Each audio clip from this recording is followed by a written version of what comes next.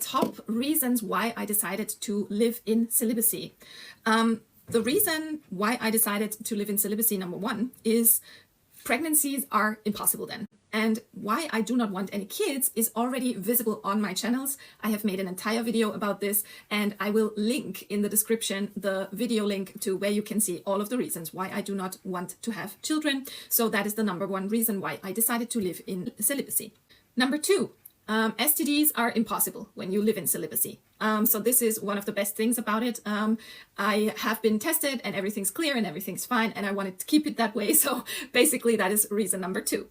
Reason number three is no energetic residue or litter in my aura, because when you have an interaction like this, an IC, then there is some residue of all of the trauma and all of the negative inherited things that this person got, like family curses and stuff like that, from the other person coming over to you. So it litters into your own aura. It basically litters you energetically, okay? It's like a toxin to your aura. And these things can only be removed if you wait for 7 years. If you live 7 years in celibacy, then all of the energetic toxins that you got from your last IC will be removed. Why? Because the body also needs 7 years to replace every single cell in your body. And it's the same for your aura. For me, I have decided to live in celibacy in December 2023. So I have about 4 more years to go, because now it's 2026. So in 4 years, my entire aura will be clean and every residue of the last IC will be gone. And reason number 4 why I decided to live in celibacy is basically very easy, because I am asexual.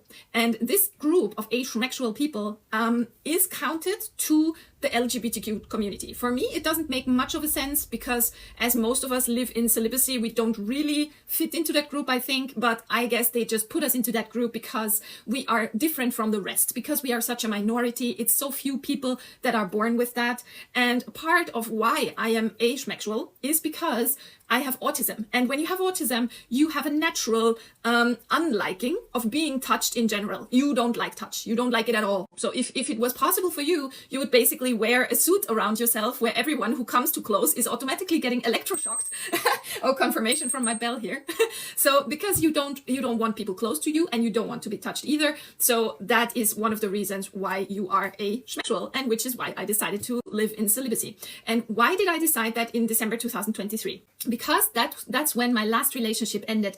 I tried to be in a relationship with a man who said he loved me and who, said all the right things, but I realized then in real life, nothing of what he said was real. He had no accountability. He wasn't emotionally available. He wasn't available even for a call when I needed him. So I realized, okay, this person lied to me. He betrayed me completely. So I said, well, that's actually a good time to say, that's it. That's it. I'm living in celibacy now, because ending the whole thing, the whole dating thing with a very negative experience, of course, makes it much, much easier to stop. It's a little bit like, imagine, I once knew a guy, he worked at a gas station, and he told me that he once had too much drink of a certain kind of drink, which is called Jägermeister. And then he said he never drank alcohol ever again because of this negative experience, because he was so intoxicated that he had to puke and everything. So that is the reason why I decided in December 2023 that this is it for me, because I came out of a very bad relationship. I came out of this huge disappointment, and I said, that's a perfect time to actually start my 7-year celibacy work, so that my aura is fully cleaned of all of the energetic residue. And this is also something that I realize, it's cleaning your aura so that you can get messages from the universe easier. So you start to see more clearly if you stay away from all that is negative and toxic to you. For example, for me as an autistic, that means friendships, relationships, any kind of schmexual activity, then of course alcohol, any kind of cigarettes and all of that. Staying away from that will definitely clear up your vision, your psychic vision. What if someone you like approaches you? That's exactly the thing. I don't like anybody. That's exactly the point.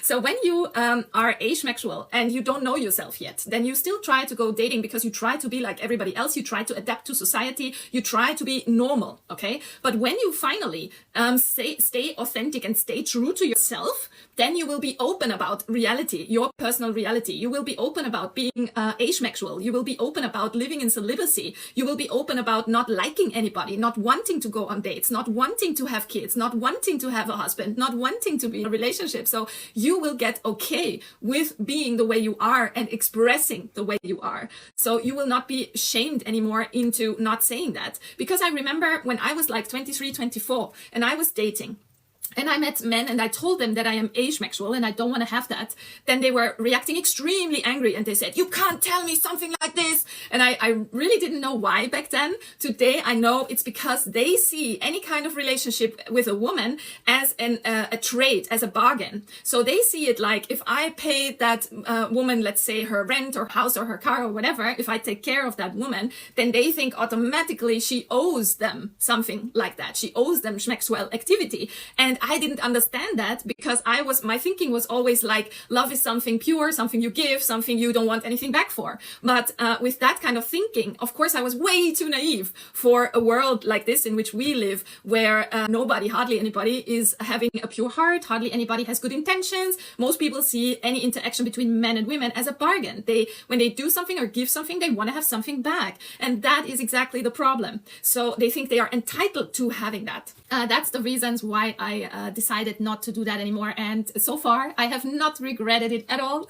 Not at all. I actually want to keep it that way because my life has turned out so much better since I leave out toxic behaviors, like going into friendships, going into relationships, going on dates, right now I keep any kind of contact with humans to a level that's necessary, just a necessary communication, okay? Not much beyond, yeah? Because that keeps your circle small and it keeps your heart and your mind and your body and your aura at peace, okay? Because the more you talk to people, the more negative emotion you will get. So, like for example, yesterday, somebody started to talk to me, a stranger started to talk to me in a cafe, which is extremely negative, causing negative emotions for me, because it causes me to be angry, it causes me to be disgusted, it causes me to, want to leave that place. So I get so negative emotions from being talked to, especially by strangers, so that I really had to learn to set boundaries to really get my personal peace back. In the case of yesterday, in order to get my personal peace back, I had to leave that cafe. So I just got up and went elsewhere so that I don't have this person next to me that gives me the extremely negative feeling of a stranger talking to me. So that's what I did, and that's what I always will do. So basically, I'm fine with that, and I'm good with that, and I will keep it that way 100%. So I think it is much more rewarding to start communication with God, to start communication with maybe your ancestors. That's rewarding because you don't get this immediate feeling of being disgusted. When I walk out and people talk to me, it's like I'm starting to get really, really disgusted. It's like, whoa. And I especially here in Austria, the Austrian people, that's a thing that I start to keep away from. Because it's really not very pleasant folks. Let's say it like this. Somebody says, so you like being alone? Exactly. And it took me very long to be okay with that because there was so much shame around that topic, When you as a woman go around saying that you like to be alone, that you like to have no husband, that you like to have no children, that you don't do any schmexual activity, then people get extremely angry. They give you immediate social punishment. They isolate you. They say negative comments about you, especially when you say you're going into celibacy. Then they're starting to spread rumors about you that you are working in the schmexual field. Yeah. Let's say it like that. So they are starting to get extremely negative and evil if you say that. So that's how you are conditioned to feel shame around being yourself, shame around being asexual, or shame around living in celibacy. And that's what you have to get rid of. So I first had to get rid of all of the shame that was connected to that until I could finally come out and say that openly and publicly, that I'm perfectly fine with living in celibacy, that I do not want to any husband, that I do not want to have children, that I don't want to be touched, that I don't want to go on any dates. So now that I allow myself the truth, I am okay finally. But before, when I was suppressing my truth in order to adapt to society, in order to be like everyone else, in that desperate try to be accepted, the desperate try to be like everyone else so that other people finally include you in society rather than always pushing you aside. Now that I can live my true authentic life, I feel so much better because I don't have to fight anymore for being liked or being accepted in society. All of that pressure is falling away as soon as you accept yourself, as soon as you talk openly about what you really think and feel, as soon as you love yourself for how you are rather than being shamed into any negative feeling like guilt or shame from society, then it's much, much better and your life will get so much easier, So now I have the courage and the acceptance of my true self. I'm okay with it. I'm fine with it. I don't try to adapt to society anymore. I don't try to be what other people want me to be anymore. And I can live much healthier and much more with ease and peace. You know, my inner peace is now much more important to me than being accepted by society. And because of that shift, because now my inner peace is so much more important, I can just act accordingly. You know, I don't have to tolerate behavior like of the man yesterday anymore. I don't have to tolerate when a stranger just thinks he can talk to me in a cafe, you know. Then I can just leave, you know. I can just tell him I have no interest in talking to you and leave. Yeah, that's fine. And this is something I allow myself now. When I'm talking to a microphone or a camera, rather than, let's say, real human beings in front of me. So for me, it's much nicer to communicate in Zoom, for example, to communicate over Zoom, to communicate over Google Meets or something is for me much nicer than talking to people right in front of me, because that creates a lot of misunderstanding and a lot of conflict. Yes, of course, there can be a lot of misunderstanding also online, but online you definitely feel a little bit safer, even though safety, of course, is an illusion. Yeah, there's never real safety, but it gives you a feeling of being more safe to communicate with people online. Because somebody was bringing it up, it doesn't really matter from where a person is from, okay? It's generally that talking to people is uncomfortable for me, and it is toxic for me to have friendship and relationships because at some point they turn extremely fast into negative behavior. So they start oftentimes with verbal abuse, then it goes on to physical abuse and all of that, and the turning point comes so quickly, you know, like you start a relationship, after 1 week he already is verbally abusing you, and then you run out the door because you know it's the first sign that you're not going to survive there. So it's meanwhile it wouldn't even work anymore because there are no more partners available to have a relationship with. So even if I would want that, I wouldn't have any chance because there is nobody out there. Okay, there is just any form of danger and insecurity, but surely there is nobody who really cares for you as a person. So I had to learn this too. I had to learn that nobody will ever like me or love me except for myself and God. These are the only two people, and maybe also my cat. Of course, my cat also has loved me. Yeah, but apart from my cat and myself and God, there will never be anyone who loves me and likes me. And while I accepted the truth, now that I accepted this truth, my life has been so much more light because I really don't have to, you know, I don't have to fight anymore. I don't have to try anymore. I don't have to do anything anymore. I can just lean back and relax because all of that horrible weight is off my shoulders to go out there and search for something that doesn't even exist in reality, you know, because that's the whole pain about it, is that it doesn't really exist. Yeah. So you're basically going out there searching for a unicorn when you go dating as a woman. Yeah. And the unicorn doesn't even exist. It's just something that you were programmed to believe through the movies you have seen as a child. And there is no such thing as a man who truly loves you or cares for you. It just doesn't exist. Now that I know that, I am much better off because there is no need to fight anymore, no need to search anymore, no need to adapt to any society, no need to, you know, I don't even have to wear makeup anymore. I can wear the shoes I like. So I don't know when was the last time that I wore high heels. I really don't remember because now I only wear Toms or something like that. So there is no reason for me to do anything anymore that I don't do for myself, that I only do for society reasons, you know. So when you start not caring anymore about what people think about you and about what society thinks about you, then your life gets much easier and you feel much more peace inside. And that peace is really a gift. I really appreciate that because since I appreciate myself the way I am, there is no need for me to adapt anymore, to change anything. If anyone comes up and says, change this, change that, then I go like, yeah, in your dreams. I won't change. I won't change anything. I won't change my words. I won't change my thoughts. I won't change my opinion. I won't change my clothing. I won't change anything just because somebody here says that on the outside. No. And since that, I accept myself the way I am, since I love myself the way I am, there is no need for me to listen to any advice from the outside because I know even if I would listen to any advice, it wouldn't change anything about my situation. The world would stay the same. Okay. You can manifest a world without money, but we still live in a world that contains money, that contains the energy of money. I would change anything, everything for the right woman, somebody said in the chat. I would change everything for the right woman. Are you sure that's a good idea? Just asking, because the thing is, number one, if you become changeable so easily, then will you really be seen as authentic? I mean, let's say, just an example, you have always elected the right wing. And now comes a woman into your life and she says, no, I want you to elect the left wing. And you say, okay, I change everything for the woman I meet.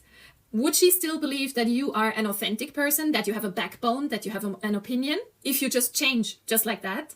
So that's the question I'm asking you. When you say you would change everything for the right woman, would she still perceive you as somebody with an opinion, with a backbone, and who is authentic? Do you really believe that? Because I get my doubts. I get my doubts. Just as a question. No way I would be myself, even if I offend her. See, that's what I said. That's exactly what I said. You wrote, I would change everything for the right woman. And then 2 sentences later, you say, no way, I would be myself even if I offend her. So that concept you mentioned before, that you would change everything just for the right woman, I don't think that this works out. I don't think that this works out this way. So for me, it was a very long road to accepting myself, a long road. It took me 44 years to finally lay down all of the society programs and to really be myself. And it's still a work in progress. You know, sometimes I catch myself saying the word servus because it's a normal greeting here in Austria, but actually I want to get rid of that word. I don't want to use it anymore because it is the word for slave in Latin. So I don't want to say that anymore because I don't want to call anybody a slave. And of course, I don't want to be called it either. So I try to remove that word. And every time I catch myself saying that word, I correct myself. I say, sorry, I mean another word. Getting all of the old programming out, all of the shame, blame, game, all of that it takes time. And you have to catch yourself every time when you fall into the old program trap again. Typical programming is the shame, that you have to be ashamed for being who you are. We all know that. We all know that. And also the blame, that when somebody does something wrong, like for example, they attack you, then you react accordingly, and then they put all of the blame on you. Then they say it's your reaction that's the problem and not their action against you. So all of these things, you have to first understand them, look through them, as if it was glass. You have to understand how it works. And when you see how it works, then you have to start getting all of these programs out of your own self, out of your own workings. But to go back to the original topic, this is self-acceptance. Okay, the basis of living in celibacy is self-acceptance. Because at first the society is going to try to shame you out of that. They're going to tell you this is not normal. This is not normal, they are going to say. And normal is just a word that they use when you are not being in a state where they can abuse you, or not being in a state where they can manipulate you, or not being in a state where they can profit from you. Then they don't like that, and then they tell you that's not normal, because they want you to feel shame and then to change your behavior so that you go back into that state of mind where they can exploit you, abuse you, profit from you, all of that. So the reason why you have to get rid of all that shame for being asexual, for not wanting schmecks at YouTube, for not wanting to be in a relationship or having kids, you have to let go of all of that shame so that you can be your authentic self and that you can step out of any role that puts you in a position where you would be somebody who could be manipulated or coerced or abused or profited from, So in order to stay in your integrity, you have to get rid of all of these programs, the blame, shame, game programs that they put on you all of your life, all of that gaslighting and stuff that you gotta remove that, all of these false thoughts, they told you that you were not normal, that you were not okay, that your way of living is not okay, that your decisions are not okay, that protecting your boundaries is not okay. They tell you all of that because they want full control over you. That's the whole thing. They want control over you. And if you don't want them to have control over you, you have to step out of that thinking, of believing their lies about you and your life and your decisions. So when you work yourself through all of those programs that you want to get rid of, all the programming of society, then you start with the guilt program. Okay, the guilt program will be found when people say something to you like, maybe the others are not the problem, maybe it's you. That's a typical guilt program that they try to put on you. It's demonic, it's satanic. Then something very Austrian I've written here. Things, when people say something to you like, oh, you need a man, or oh, you just need a pet, and then you will be different. That is also the kind of thing where they dismiss you. You didn't deserve anything else. So when somebody does something evil to you and they say you didn't deserve it any other way, that's also a kind of blaming and guilt game, okay, that they play with you. And also when they say it's what you wanted. Look what you made me do is a typical thing like that. It's a manipulation to make you believe it's your fault. Okay. Then also you wanted it this way. When somebody did something bad to you and then says you wanted it this way, that is also something that has to do with giving all the fault to you. So that is one of the programs that you have to step out of. You had it coming. That is also one of these sentences you're going to hear when it's about programming you into the negative side, into the negative way. So the next point is shame, okay? Shame programming sounds like this. When somebody says to you, something's wrong with you, you need a shrink. That's one of the typical programmings where people want to put shame on you. Shame, okay? Shame programming. you're a victim, but in the negative sense, you're a victim. Yeah, some people say, or something's wrong with you. That's also shame programming. Or you can't do that. What will people think of you? That is also a shame program if somebody says that to you. So don't ever listen. And the next thing is, you're childish or you're like a child. That is also a shame programming. So when you are, for example, creative and you paint a picture and somebody says that's childish to paint, then this is a shame programming. And they probably have received that shame programming when they were a child. So now they're giving it to you like a piece of garbage, you know, they're handing you the garbage. So this is the signs that you are being shame programmed. Okay. So then there is the fear program. The fear program sounds like this. If you do this, then you will go into hell. This is, for example, a typical fear program. Or with this, you cannot earn anything. You need to do something real. So, for example, you want to be a musician and your parents say, oh, with music, you can't earn anything. You need to learn something real. That is a typical fear program because they want to keep you in fear of what might happen to you if you go down that road. So these are all fear programmings.